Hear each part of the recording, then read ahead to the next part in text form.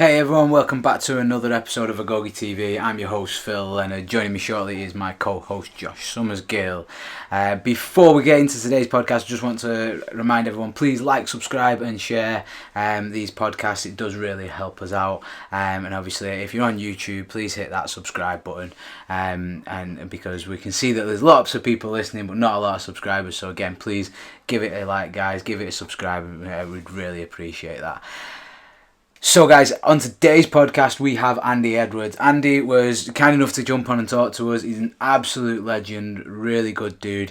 He coaches lots of elite level female CrossFitters, which is an interesting niche in the market to get into. We go into that quite a bit. We talk about him running his gym, Dragon Athletic.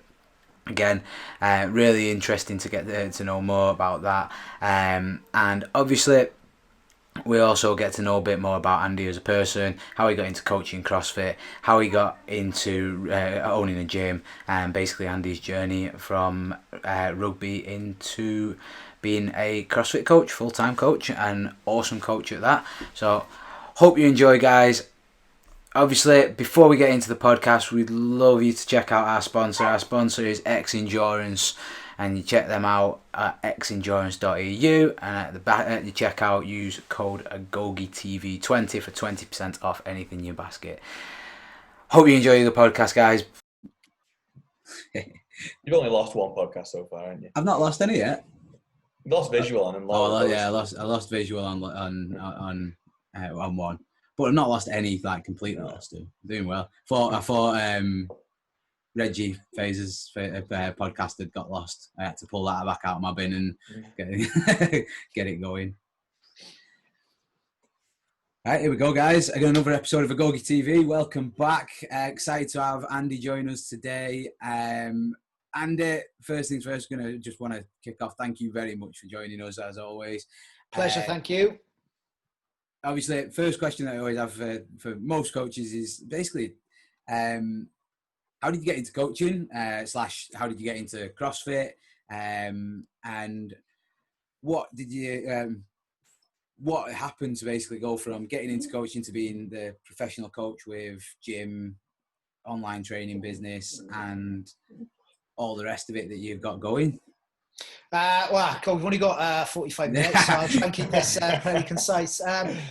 Fundamentally, I've done some form of physical training since I just turned 11, and my dad got me into just training. It was mainly for sports performance. I was lucky enough to play a high level rugby. I basically got all the way I could up until a first class player. I just didn't make the break, too small, probably wrong attitude, that kind of stuff at around about 21. And then was known for my training ethic, and Ollie Mansbridge, who's the country manager. Yeah. I went to school with him for a year playing rugby, and long story short, he started up this weird training thing in 2008 in a community centre in Bath. I was living in Bristol at the time, and he said, "Hey, I think you'd really like this." Ended up going over. A guy who's big into his weights, like bench press 3 times a week, not just once a week, it's 3 times a week. Okay. And the perfect volume, I believe. Exactly. Yeah. I looked good in a rugby shirt. I didn't perform particularly well, so the rugby thing, right? So I thought if I looked like Scott Gibbs, I might play like him. So yeah, it was nothing like that. And then I had my ass handed to me with empty barbell thrusters, some running, and got introduced to this weird exercise called the Turkish Get Up. It was around about the same time as the 300 movie was out, so you guys sort of resonate with that. And I was like, I want a piece of that Jared Butler. How do I do that?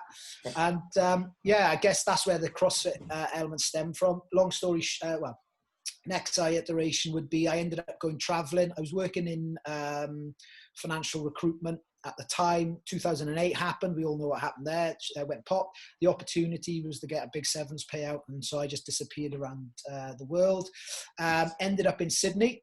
And then in Sydney, I was playing rugby and then sitting on the bench. The way it works in the grading systems there is that you've got 4 tiers: first grade, second grade, third grade, fourth grade. And then the players who are eligible for the higher grades will sit on the bench and then play you could play 4 games in a row, believe that or not, all right? But it don't matter. You drink a bit of beer, you sit in the sunshine, it's fine. You know, it was different kind of rugby, all right? So, sounds like a bit of me, that. Let's sign me up. Yeah, it was pretty. Anyway, there was a guy called Luke Starr that I was playing with. He owns Star Strength and Performance now, but he was one of the original owners of CrossFit Active. And he was like, "Oh, yeah, I do CrossFit." And I did a bit of that. And, you know, of course, high intensity. He's like, "Oh, yeah." I said, "What was the session you did the day before?" He just did 10 sets of 3 heavy front squat. I was like, "Oh, right, okay." I said, "What sort of weight did you get to?" Because he's not exactly the biggest of chaps. I was like, "Oh, yeah, just probably doing triples at like 130, 140. And I'm like, "Whoa, okay, that's like kind of like legitimate stuff." Anyway, first they invited me to, they didn't have a physical location. They invited me, to a session. So picture this, beaming hot Saturday morning, underneath the north side of Sydney Harbour Bridge, doing lunges, box jumps, all this kind of stuff, training with guys who looked as if they were like Hercules, and, you know, training with women in the same class first time ever. You know, prior to CrossFit, I think you wouldn't get, you know, people or men and women training at that kind of level outside of sport. So this was like a great concept, great vibe.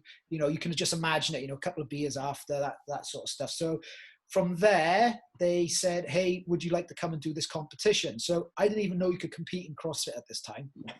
And this was 2009. So it was just before the 2009 CrossFit Games, must have been, yeah. So it was like June, July, some sort of time. And I went down to this Wounded Warrior, and they were like, "Oh, the guy who won this last year was the guy who went to the CrossFit Games, Steve Willis." Right. Or something like that. Yeah, Commando Steve. If you look back in it, you know, he became third, I think. Anyway, I was expecting these like little ninjas to be CrossFit athletes, you know, people, stereotypical Chris Spealler kind of stuff. Yeah. Turned up there, and what I saw was like a load of bodybuilders who can do kipping pull-ups and what have you. Anyway, I had my ass handed to me by a 15-year-old boy doing butterfly pull-ups, and there's me trying to do that in between kip kind of pull-up kind of thing. Really good with a barbell just because of the rugby stuff. And then, yeah, it sort of spiraled from that position, really. I looked at getting into the fitness industry when I finished university, but felt there was no career path in it in the UK. But out in Australia, it is a serious career path. And I guess just being around those guys, being around Chad McKay, as he was preparing for the CrossFit Games, training with him, living with him, day in, day out. So I was exposed to high-level CrossFitters at a very early start within, you know, my CrossFit training. And then realistically I competed to regionals level out in Australia. And then, had to come back. I was looking to stay out there, had to come back. My mum wasn't well, but there was no CrossFit affiliate in Cardiff. I'm from Swansea originally, so I first came back, and then I worked at CrossFit Velocity, and the guidance of Matt Evans, who's a flow master for level 1 now. And then it sort of like spiraled from there. Opened up Dragon CrossFit, early doors, early adapter, that kind of thing, and then sort of grown from there. How that ended up in the coaching. I came from the competitive background. We sent a couple of teams to regionals. We almost qualified for the games one year. We won the Open one year, the European Open. This is back in 2014. I used to when there was like five men and one dog, you know, sort of finishing the top 20 in the European Open, that kind of stuff. And yeah, it just sort of spiraled from there. I guess the coaching element where I took it seriously is where we won the Open. And this is just with regular people with jobs coming in. And so I thought, you know, I quite like what I do. I like the whole camaraderie thing. I like the science, the strength and conditioning, the sports and exercise science part of CrossFit, you know, and trying to develop that. And how do you make what I would call the ultimate athlete? Because, you know, that's what a CrossFit athlete is. It's the ultimate athlete in terms of having the ability to take on anything. And then the natural path sort of stemmed from there. You know, I've had a couple of iterations of doing some online training, but found that I'm not a massive fan of writing blog programs. I love the element of one-to-one coaching. Because it's hands-on. And then that sort of developed, like, what you guys probably do on a daily basis at the gym in terms of just trying to help people fulfill goals. Long story short, where we end up with Jamie at, third place at the games. In that 2014, I started training with Elliot Simmons. So Elliot came across the Dragon because obviously we had that team.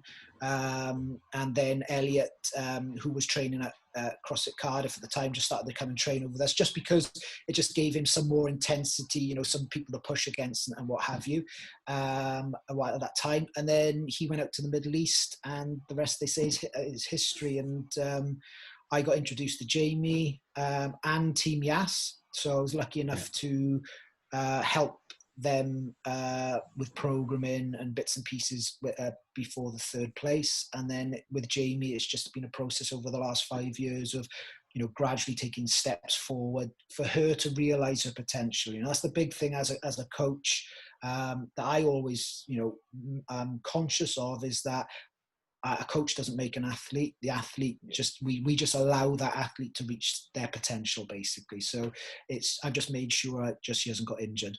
It's interesting that with Jamie though, because when we spoke to her, obviously we spoke to her and Elle at the same time, and she was just like, "Yeah, I finished third. I might be quite good at this." Yeah. And Elliot's just looking at her like, "What?" It she doesn't seem that she's like, "I might be." Yeah. Like, you could be really fucking good at this. You know what I mean? That's Kiwis for you, I guess. They're just sort of pretty chill. All the way down in the southern hemisphere, they're pretty chilled out. Yeah. So and then from there, what it sort of stems to now is that I seem to have a niche of elite level females. That's where I seem to be my go-to, my preference, if I'm being honest, of coaching and training. And so work with Emily, Dyer as well. Okay, so we're trying to help her realize her potential within the UK scene and a bit broader. Kelly Friel, so that's more of a recent thing. I'm really happy to sort of be helping her out. And then I've got roughly on a one-to-one basis, I've got 7 more athletes that I work with who are not just on the competitive side, but do like the element of competitive CrossFit training. That's one string. And then obviously it's trying to grow a fitness facility as well at the same time, so it's all in there mixed. So obviously lots to unpack there. There's one thing that was definitely on my question list, and obviously you have cultivated sort of the elite level females. You've got, they tend to be the people that you work with. Was that something that you consciously went out and did, or was it just I like working with these people and then it's a difficult thing, I guess, with the level that I competed at. It was regionals, and then I did the best that I could. I use genetics as an excuse, basically. All right, so I can't use height anymore because like all CrossFitters are 5'8" at a push. But like at a push, Josh isn't. I can be fit. I can go to a dark place. I can suffer a little bit, but I'm not strong. All right, so it doesn't matter how much strength work I do. I would never, snatch at 125. And I just think when it comes to the men's training and the men's coaching and so on and so forth, they're always going to look at that and they'll be like, "Oh, what am I doing listening to?" I think there's an element of that involved. But if you ever look at the high end and the higher echelons within the competitive nature of CrossFit, a lot of the female athletes have a coach, whereas a lot of the men are pretty much solo individuals, or they've got a great training partner. So I think I think the political correctness police will kill me for saying it, but I do think there's 2 distinct kind of male and female traits. I totally agree, and I think guys can be a nightmare for it.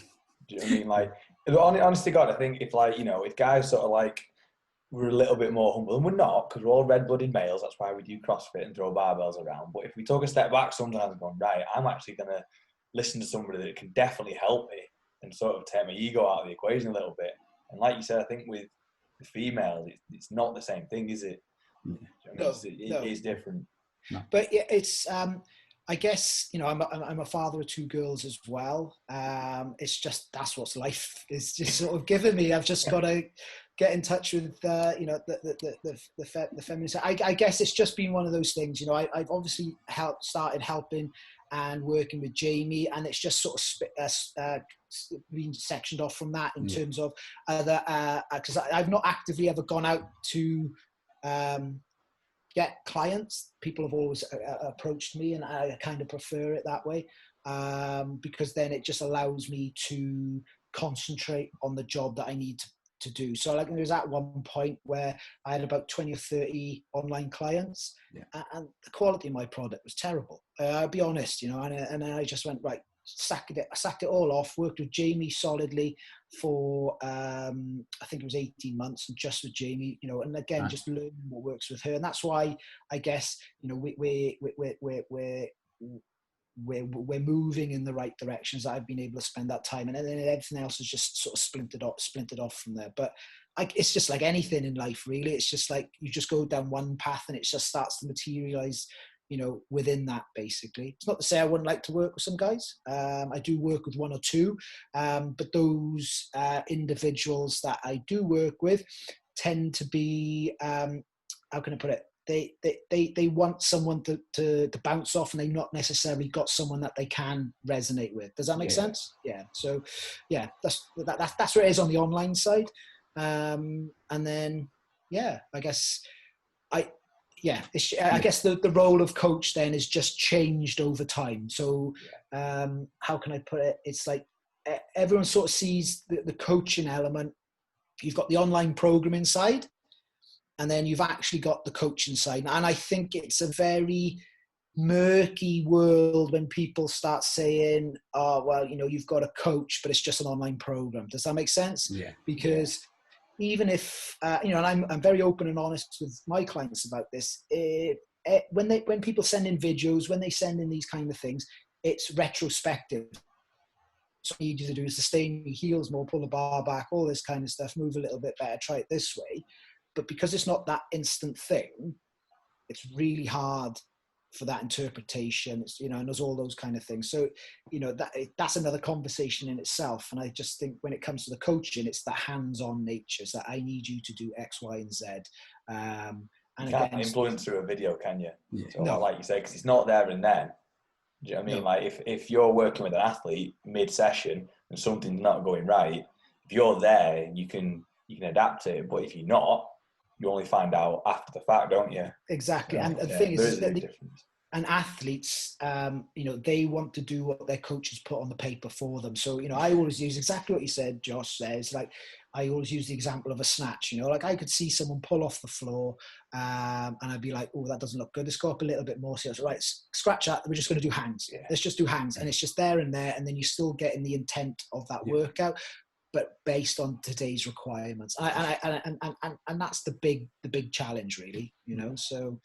I'm just very lucky. And I know, again, completely know what you mean, because I know when I might not even say anything to an athlete in the gym, I see them do something and I'm like, okay, I've noticed something there, and like you don't get across to them to change it or whatever. And then like literally as I'm sat there typing up the program later on, I'm like, I remember when the pull from the floor was terrible. Okay, and now you're doing snatch grip deadlifts. Enjoy. Do you know what I mean? Exactly. And like, it is so much nicer to have them in person as well as online. But that's the benefit, I guess, of sort of more individualized coaching, is because, as you said there, Phil, it's if you do watch the video, you can retrospectively fix anyway. So, like you said, right, I need to work on the foot. Well, I'm just going to concentrate on some pulls for a period of time. So, there is ways and means.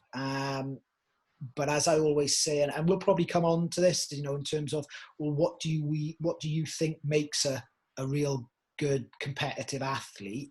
It's things like environment.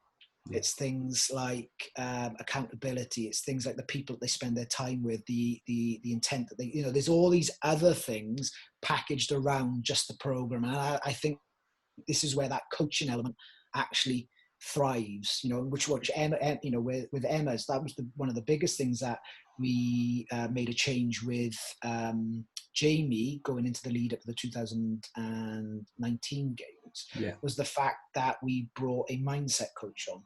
And Emma's obviously had a very beneficial impact in regards to Jamie's competitive game.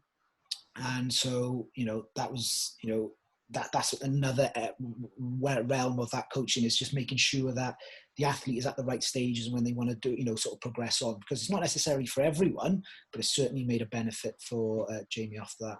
Yeah, definitely. And when, I can't remember whether it was on the podcast or not, but Emma definitely sung your praises to us, and so did Jamie and Emily. They both spoke very highly of you, which obviously that's partly to show how much of a good coach you are. And again, it just, do you go about creating these relationships with your athletes where you are like, it's hard, it's a very fine line, isn't it, between friend and I'm your coach? And do you do something specifically to help you walk that line, or are you like professional, business, whatever? It's because I work on such a small number, I can build relationship, and I think that's the fundamental thing with a coach and athlete, is the relationship that you have and having an understanding. I always use the whole Phil Jackson scenario. He knew when Dennis Rodman needed to go and blow off some steam so that he could perform, and again, you can only do that by getting to know someone fairly well through long periods of time. My goal as a coach is just to make strong people. And what I mean, I'm not talking about the physical strength. I'm talking about resilient, badass, apologies about the language. No, good. Go for it. It's like, that's what I want to try and, have, for my daughters, is that I just want them to be very resilient, because whatever then life throws at them, they can take it in their stride. And it's the same with the athletes that I work with, is that I want them to become accountable to themselves over time. I want them to lean on me for the power to do that and to realize their potential. Because again, I'm not trying to be cliche with sayings and what have you, but there's one that with Steve Prefontaine, who's a mile runner who died at quite a young age. To give anything but your best is to sacrifice a gift, and it's almost like letting those people realize where their talent lies, and for them to exploit that as best to their ability. But it is going to be hard. And generally, what we could all agree on is that we know someone who, I say, trains like Tarzan but plays like Jane, and it's a saying, someone might be good in the gym, someone needs a feed in. It's all right. Is that yours or mine? It's mine. It's I mine. can just hear it down the road. I'm like, they're Must be either the in here same doing size my dog. head in. That's it. If my dog was here, just your little yap. And so that's what it is. What one is enjoyment, two is resilience, and and it's with the Odyssey training element, which is like the specific online program that I set with a guy called Luke Holmes.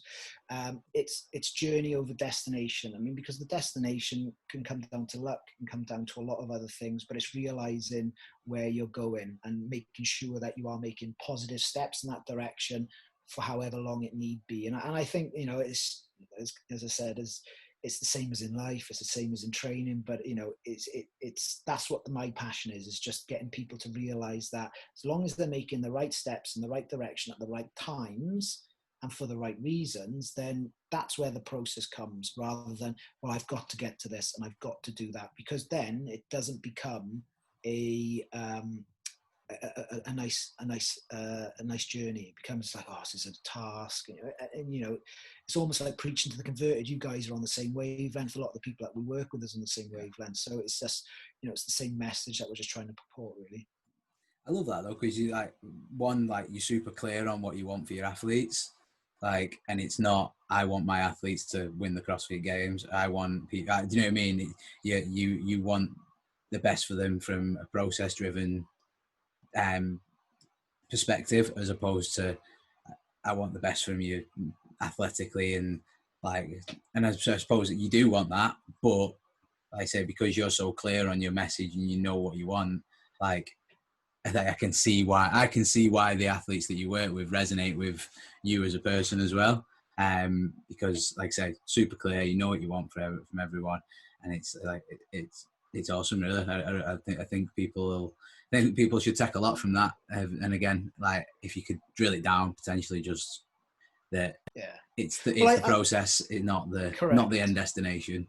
Massively, and I think sometimes people get a little bit bogged down in the finite minutia rather than looking at what the simplest things can be done to make the biggest effect. And it's apparent in the industry that we work in that people like the shiny rather than just focusing on the foundational basic stuff. And I every time we've done foundational basic stuff and stuff like working weakness, everything else exponentially goes up. And I guess it doesn't look good on Instagram, does it? It's not a reverse grip snatch. Yeah. But I mean, that could be something like, I say reverse grip. It's amazing. Some people's athletic potential is amazing, but I guess when it comes to the competitive nature of fitness, and CrossFit, is understanding what the outcome is, and so just from being in the industry or CrossFit for such a long time, I feel, I'm not saying that it's like I know it, but I feel as if I have an understanding of what Dave Castro or what CrossFit is trying to do. You can see, it's always going to come back to the tenet of work capacity across broad time and modal domains. So and anything that can positively impact that will allow you to do better. So you look at Rich Froning, he knows what he's doing, he knows his body inside and out. And I just use this, I'm not saying, some people would disagree with what I'm about to say, but I don't knowingly seen him try and do tricks on the rings. All I've ever seen him do rings for is muscle ups, and a lot of them. If that makes sense, does that make sense? Because that is what you're going to get judged on for power output, rather than whether you can do, let's say, a front uprise and all this kind of stuff. I'm not saying that they don't have a positive impact in ring muscle up, but a ring muscle up is what you're going to get measured up. Does that make sense? Absolutely. So it's and that's where I think that's possibly a string to my bow, is just having that understanding. Maybe because I am not particularly gifted in understanding the gymnastics finer points, and I probably shy away from it, and I probably need to look it up a little bit more. And there are benefits in injury prevention and stuff like that, but always look to what the best guys and girls in the sport are doing, and then just sort of see if you can apply that to the rest of your athletes, basically. Yeah, definitely. It's again, we just got to look at the sport specificity of it, and I think obviously your experience maybe allows you to do that really well. Would you say there's a specific specific? That's probably not really the right term. So would you say there is a few things that you get your athletes to do regularly, without giving away tips and secrets, that you found to be the biggest difference? And it can be psychological drills, it can be anything. It's just something that you found that not this growth really hormone. helps. Yeah. No. Spending too much time with Trav. Do you know what? It's I think as coaches, as coaching brands, we're all doing more or less exactly the same things. It's just got a different flavor to it. Realistically, what I've learned over time personally is that gymnastics needs to be tackled through volume, and that's including strict gymnastics. The importance of accessory work, and then the importance of being physically strong. Okay, so we're not talking like real, out and out strength, but the ability or the application of force, i.e., CrossFit's definition of strength. I think that's it. So just making sure that everyone's combined. I generally work athletes' weaknesses more, and I guess where back in the day, what we did in 2014, which no one else was doing, was steady state cardiovascular work, just to build that base of regeneration, all that kind of stuff. And that was the only difference. We spent a lot of time on the rower. that sort of bled through everywhere. And I didn't come up with that. I took that on board after doing OPT's course. Yeah. You know, I've not created anything myself. You know, it's just an adaptation of what strength and conditioning is and how you can apply that best to CrossFit. Yeah, and that's it. So there's no secret sauce on my side. It's just, for me, it's finding the right volume and combination for a particular athlete. So that's what my role is that all the information's out there. All the coaches have got maybe different ways of assessing that. But it's just finding the right dose response. So if we look at the you know, I say, you know, and again, I've got to pay homage to, you know, all my other athletes, but the three who are at the highest level, you know, you've got Jamie, you've got Kelly, and you've got Emily. They're all very different athletes, okay, but all of them can suffer. But Kelly specifically is incredibly strong. Maybe not as strong as Jamie on the gymnastics. Jamie is a smaller athlete, so therefore her cardiovascular monostructural work has to be a little bit harder and tougher and longer for her, because when she's competing against the likes of Cara and Sarah and all that, those girls are naturally going to be pulling bigger wattage on the bike, on the rower, and so she has to work espionage just to stay there. So that might be there. And then Emily is, you know, can go deep. She can, you know, really suffer, but it's almost trying to control her to stop her smashing herself in the face until she burns out. You know what I mean? So it's you've got the three different athletes there, and you know, the base of their programming is my sort of like my female template. But it's all got little different iterations depending on where they are, time of the month, that kind of stuff, you know, and just sort of how they're feeling on a daily basis. Yeah. So awesome. That's it, really. It's a brilliant answer. And I basically obviously asked that question a little bit loaded because it's kind of what I was looking for. It was like confirmation bias as such, but I was hoping you'd give a similar sort of answer, because I think that's basically what people need to hear, especially, like you say, I want to say especially female athletes. And I don't mean that in a bad way at all, because I can already hear Jan and Katie, who are a couple of our members, coming down on me, but they tend to need that sort of reassurance. And when they know that obviously that's what you're doing with your elite level athletes, that when we're doing it and working in the similar sort of way with them, they'll appreciate it massively. I guess one of the biggest things for female athletes is that they just don't have the junior development that will naturally occur with a guy.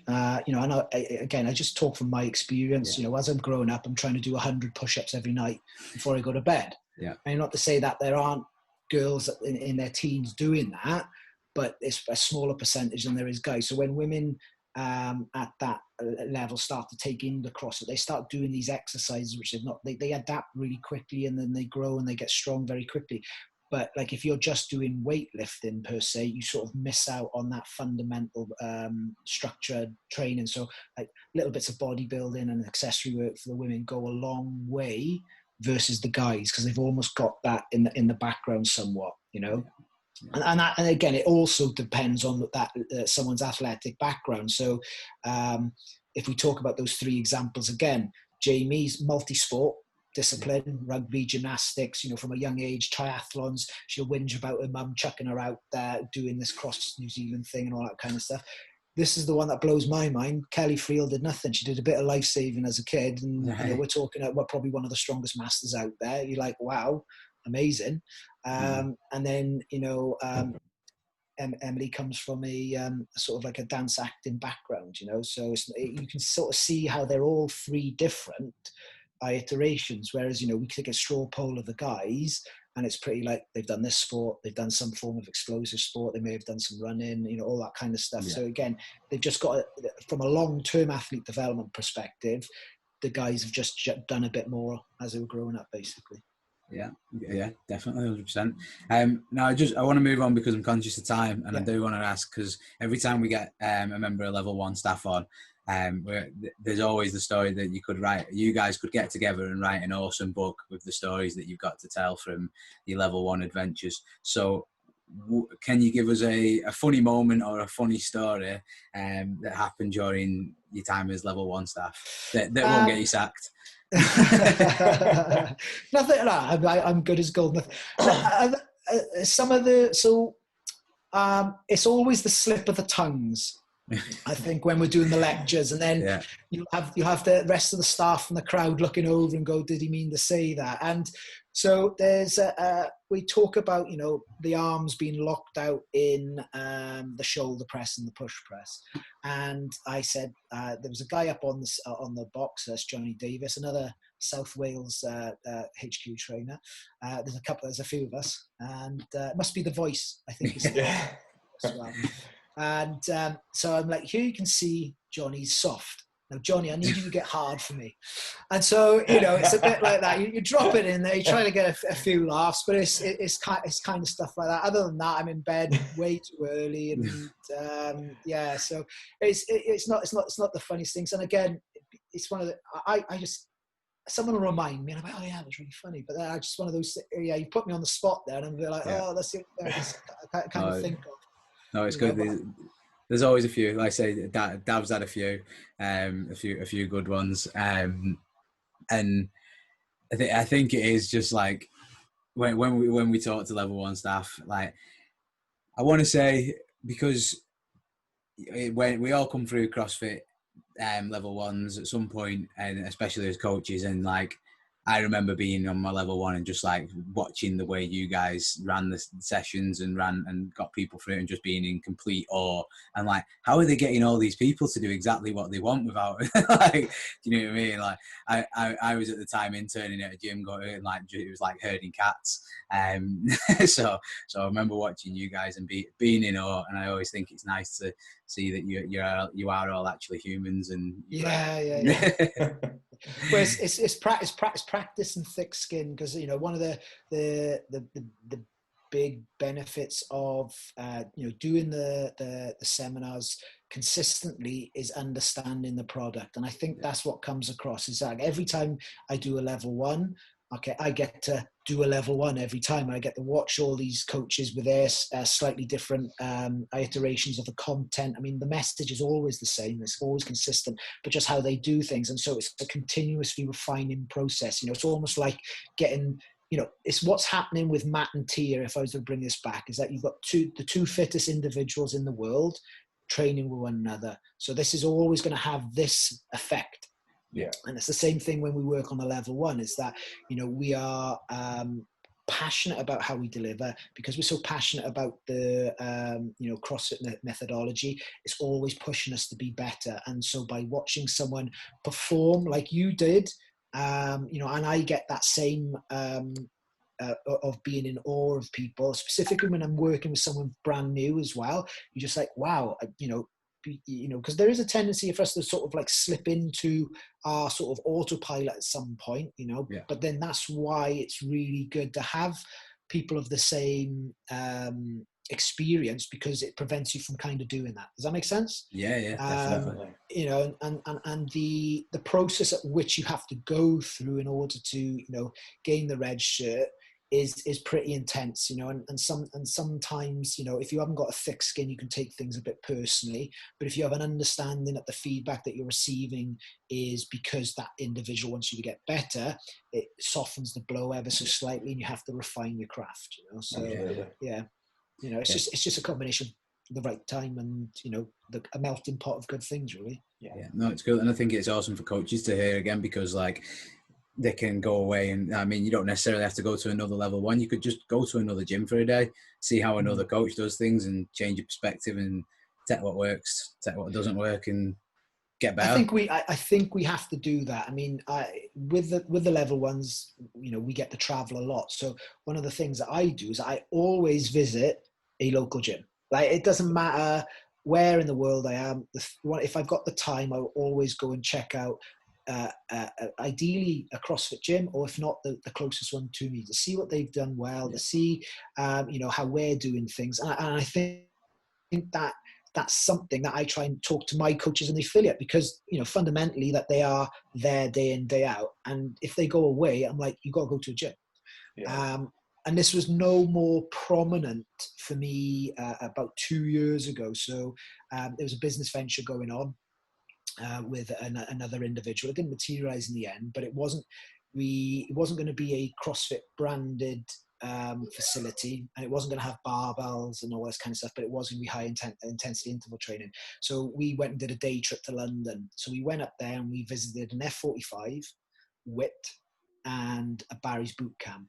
And the amount I learned from an F45 and a Barry's boot camp, and what the positive things I could take from that and put into a CrossFit gym, or my CrossFit gym, and try and make it better, was unparalleled. And I think, that's the big thing, is just trying to take things from bits and pieces. The main thing, and I will always put this, and I always tell the truth when I do this, is that the coaches in the F45 and the Barry's bootcamp, I don't think the content was anyway as good as CrossFit, and the training and all that kind of, no, right? You're just getting flogged around, and they're like, work. However, the entertainment value of that individual, of that coach, to get the environment to the point where you're like, I'm gonna do this, and how they orchestrated it so it was like a very high energy environment, I took away, and I was like, right, this is what we got to do. Because I don't know if you visited CrossFit gyms, sometimes it's just a bit too serious. Yeah. And I think there's that's the happy medium, and I take that on board, because that's how I felt I was being, is that you're so passionate about something that you think, oh, I've got to try and help this person as best as I can right now, and all this, and then it just comes across as a bit too serious, so that was a learning point for me. But I've only learned that by going to do a slightly different fitness modality. That makes sense. It's something we actually discussed, because I remember when we were talking about business systems for the gym, I was like, I just don't know what other gyms do, because I never worked in another gym. Like, the only type of gym I've ever worked in is a CrossFit gym. I was like, there's probably things that Pure Gym do that we really should be doing that we don't know about. And we probably still don't know about them, because that was a passing thought ages ago that we never acted upon. Maybe you don't know what you don't know, do you? So until you see these things, it's like, you just don't know about them. Definitely. Well, it's I know we're short on time, but like, just coming back, I mean, Barry's and F45 have bounced off the back of CrossFit. Yeah. However, that they've done it slightly differently, and they charge a significantly bigger premium. And so for me, it was a bit like, well, why are these people paying £25 a session? I know it was London, but I want to see what that was about. And I guess that they're buying it for that experience, if that makes sense. So I don't know if you've ever done a Barry's. It's not something I would do every day, but I always recommend, if you have the opportunity to do it once and there's a good trainer, oh my God, you're going to sweat. Yeah, awesome. That's fine, we'll give it a go. I was going to say, I think my missus will give it a go. She keeps saying to me, she's like, just want to get sweaty. I'm not really interested in this weightlifting stuff. And I'm like, do you? But each to their own and all that. So, like I say, I know we're short on time, and I want to get the final 4 questions in before we. To be honest, like, don't rush it. I'll just bomb out at 2:15. It's fine. Just carry on. All right, no worries. So we'll move on to the final 4 questions anyway, and then I've got maybe an extra one for Andy, because I want to know a little bit more about about how he manages his life, because it must be chaotic with with gym level 1 and all the rest of it. So, first question being, have you got a book or film recommendation that you recommend for everyone? Oh, Step Brothers, if you need a laugh. Step Brothers. I tell you what I've really enjoyed, rather than film, is I've been watching music documentaries. So I'm just really interested in the fact of people following their dream and their craft. So, musicians and fitness people are like polar opposites. However, I watched the Oasis Supersonic documentary, and it's been around but I watched it, and all those guys wanted to do was play music. Yeah. Play music, live the rock star lifestyle, and but it was the dedication to the craft, and how that the same was with, like, it was a Daft Punk one, Eric Clapton, all these kind of guys. They were masters. Yeah. So again, obviously, there's loads of people have tried the same and sort of maybe fallen off the wayside because they didn't have the talent or the break. But the message from there is like, you've just got to keep pushing, and generally the more resilient people push all the way through. I love that. That's awesome. Okay, so if the next question, if you could try any other profession other than the ones that you do, what would it be? So, if I was a bit cleverer, I might want to try and go into medicine. And specifically into more for the reason of having some influence on how to tell people to live their lives a little bit better, if that makes sense. Yeah, I get that. So that would be the main one. I like it. Awesome. Now, obviously, you're a gym owner, and we always like to ask our gym owners, what's your biggest dick gym move? So what's the thing that you see somebody do and you're like I always use the example, chalking up for press ups, dropping empty bars, like what gets you go, fucking hell. Yeah. Kill you. What gets a membership cancelled at Dragon Athletic? Eh? Oh, no. Not a lot. For me, it's timekeeping and an apology. So I think as long as I don't care if someone's late because they've got stuff going on in their day. I'd like people to acknowledge the coach rather than the coach, say anything. It's just like they come in, then that's fine. And I just think that's just decent behavior. Yeah. If you'd expect that off anyone, really, I'm sorry I'm late. And then it's no problem. Don't worry, because at least it allows you then to sort of say, oh, is there anything that we could do? Does that make sense? Because you're engaging in that sort of like that community element, and that's what makes the difference. And that's what I would say is a hard one, because, you are trying to provide a service. Someone might be a little bit sheepish about, why they're late and stuff like that. But I've had members literally turn up late on their phone, walking in and all that kind of stuff, and still on their phone. And I'm like, look, sipping the Starbucks. You just wouldn't do that. I mean, it's like if I'm doing this now, and I'm like, yeah, no worries. And you know what I mean? I think as the phones become more prevalent, I mean, people think about it less. But like, you've got to think about, in a class scenario, it's human interaction. And I just think, one of the phrases that Reebok all coined is "be more human," and I think that's an opportunity to be more human, basically. Yeah. I love it. Awesome. Right, guys, I'm gonna have to shoot. Andy, it's been thank you, Josh. To meet you, buddy. Yeah, good to see you. Philly, I will catch you later. Cool. I'll catch you shortly. See you later. Cheers, mate. Have a good day. You. Yeah. Sorry. Obviously, Josh has got a shoot. He's got a client on a Zoom coaching call, I believe. So my other question for you, Andy, was basically you are super busy. You must be super busy. You train elite level athletes. You've got your CrossFit level 1 seminar staff, and you run a gym. What are your tips and tricks for managing a busy schedule? Because I know it's something I struggle with personally. So. Finding out what your weaknesses are. Like my organization's my bad one. So I'm really good at working under pressure. However, it causes me a lot of stress. Yeah. Almost to the, how can I put it? It's a bit like I like to dip my toe into the stress because I feel as if I've done something, but it's just being organized. I know it sounds blasé, but every time I've written a list, I get the stuff done, and I get a sense of achievement every time I get the opportunity to tick something off. Yeah. And then if there's something there which I'm hiding away from on that list, I know it's that first thing I have to get done and dealt with. Yeah. And that's it. And that's for anything in life, really. I mean, it's the simplest things done right, and that seems to work for me. And just communicate. Awesome. But that's how it works for me. It's just a list. I love it. It's actually something I try and do is I try and write stuff on the whiteboard, because just like a workout, if I write it on the whiteboard, it's getting done. It's not going to get shied away from. So try and write it on the whiteboard where people can see it, and then it's like even though nobody cares that I've not ticked off empty the bins yet, do you know what I mean? Yeah. It still gets done. Awesome. Well, the reason why I say it is I realise, and I've accepted that I'm one of the world's worst procrastinators. And so just by having that list there, it reminds me of the fault that I had, and I just need to try and overcome that, Yeah, definitely. And I think gym owners particularly, we're probably all pretty similar in that regard. I think we all start a gym because we love CrossFit, we love training, we love helping people, but being organised doesn't necessarily fall on that list, does it? No. Yeah. So I've got a few more quick fire questions. These are great. These are quick fire questions, and it's just basically, we call it this or that. So it's like snatch or clean and jerk, running or rowing, and then you just give me what your favourite is. Awesome, will do.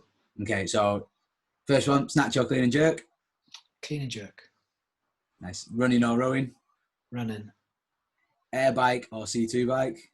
Or C2 all day. Front squat or back squat? Back. Back. Pizza or ice cream?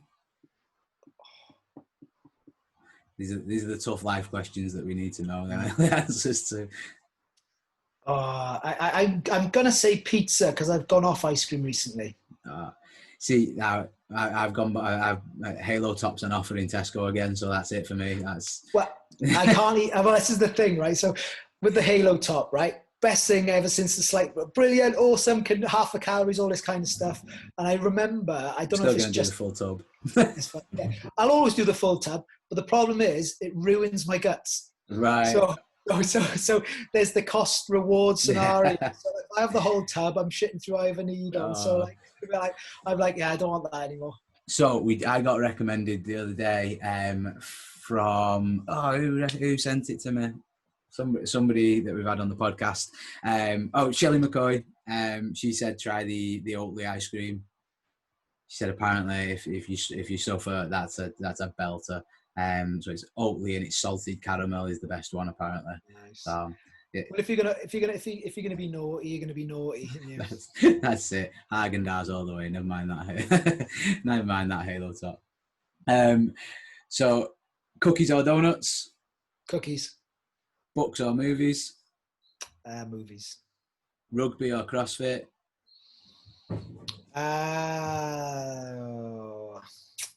CrossFit. Or now, and this is the big one, and you can sub out either one or. So CrossFit Games gold medal / Olympic gold medal, you choose, or £1 million. Oh, it'd have to be a medal. Yeah. Yeah. Nice. That's the one that decides whether we post the podcast or not. Yeah. No question. Awesome. We always surprised when people say £1 million. We're like, what? Really? Like, I remember Carrie said £1 million to Carrie Pearce, and we were like, really? She was like, yeah, I'll make £1 million if I win a gold medal, so it's fine. I was like, oh, yeah. Okay. Yeah. It's like fair. Yeah. Yeah, I mean, I think it's quite a big question, that one, isn't it? Yeah. It's almost like, what buys you happiness? Or no, you can't buy happiness. So, what gives happiness? Yeah, what gives happiness? Gold medals or money? Yeah. All the things that you do to get the money, which takes us back to the process that we talked about earlier. So, Andy, thoroughly enjoyed having you on, mate. Sorry that Josh had to bail out a bit early. But first things first, if people want to find you, if people want to know more about you, your programming, gym, where do they check you out? Instagram's the best one. So the gym's at Dragon _CrossFit. Personal social media, which I don't use particularly a lot anymore, is at Edwards. Like what I've done there, EDWODS. I did like that. I searched you up earlier. I was like, nice, well played. And then Odyssey Training, so on Instagram and direct email. So we if you go to odyssey.training on Instagram and then sign up for an email, Luke, who's a very accomplished partner and coach, writes a daily free workout, which is more on sports performance, tapered towards competitive fitness. Awesome. But yeah, that'll give you an understanding of our sort of thought process and programming. Excellent, love it. So obviously, thank you everybody for listening. Thank you very much again, Andy, for being on today. Well, thank you. Before we go, guys, I just want to thank our sponsor for the show. Today's sponsor is X Endurance, and use the code AgogeTV20 at the checkout on xendurance.eu to get 20% off anything in your basket. So, like I said, and if you buy anything from them, tag us in it, give us a thank you. And if you enjoyed this episode, obviously, please like, review, share. post to your friends, send us whatever on, share on Facebook, all the rest of it. And if you are on iTunes, please give us a 5-star review, and a little review does help us get up the rankings. So thank you very much, guys. Thanks for joining us. Peace.